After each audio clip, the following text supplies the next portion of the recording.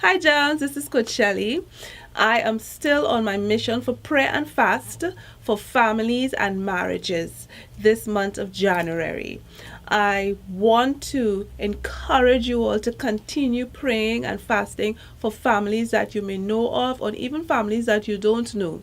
A family is like the foundation to our society, and if we can strengthen and stabilize our families, we can do a great work in our nation. Because I honestly believe that we have too many destabilized children because we have dysfunctional homes as a result of broken marriages. So I want us to continue to stand guard in our marriages, stand guard against the wiles of the enemy, stand guard against our internal issues that may be affecting our marriage and kind of breaking down our relationships. Now, there are some things that we need to keep in mind, especially to the forefront of our mind. There are people who are always working against your marriage. There are people who don't wish you well. And because you know this, you have to also stand guard against that. There are issues inside of us that we need to deal with in order to create a healthier home. And to do that, we need not be distracted by external forces. We need to come together as a team, a husband and wife team, and support each other and stand strong for each other where the other spouse is weak. Now remember, marriage is a vow, and we have to hold on to our vows, keep reminding ourselves of our vows, and also keeping in mind that we are responsible for the children that we brought into this world, and be cognizant of the fact that if we are broken and we are engaging in negative habits that's affecting our marriage and breaking down the quality of our marriage, we are also breaking down our children. So let us keep our kids, our marriage, and our internal issues in prayer.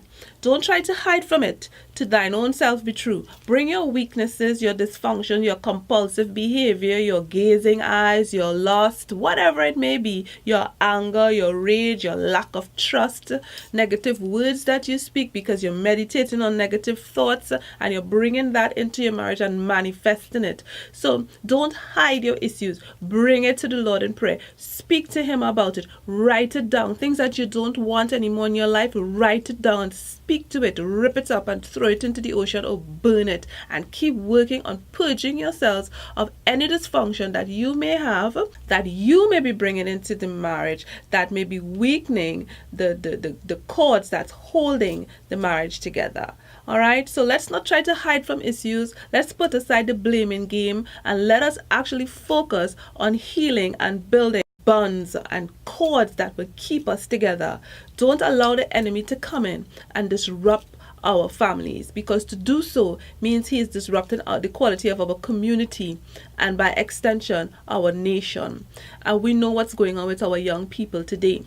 So let's start inside and work back to our kids. If we have destabilized kids, let's work on helping them to heal. Let's show them a different option. Let's show them that marriage can work. Now, there is something that I like to talk about when I speak about marriage. And sometimes I think people don't want to hear this. But we go into marriage with a fairy tale expectation, trying to live real life. That can't work. You have to come out of the Alice in Wonderland and Peter Pan scenario and get into reality. You are not going to be living in a perfect space with perfect people. So therefore, get Alice and get Peter Pan out and let's get down to work in our marriage. All right? Expectations will either make you or break you. Get the right expectations. You're going to have people with bad ways. You're going to have people with habits that annoy you. You're going to have to talk through some hard stuff. Every day is not going to be about roses and chocolates and going to the beach and laying out in this nice sand and eating bacon shark or whatever you like to eat, or laying on in Miami Beach, or whatever you do for leisure. Right? It's not always going to be about romancing and laughter and all of that. And keep in mind that you made vows. There are some people that are one-sided with their vows. All the wonderful things, all the beautiful things about marriage, they hold on to. But there was another side of the vow that you said. You said in sickness. You said in bad. You said in poor. Right? You said till death do part.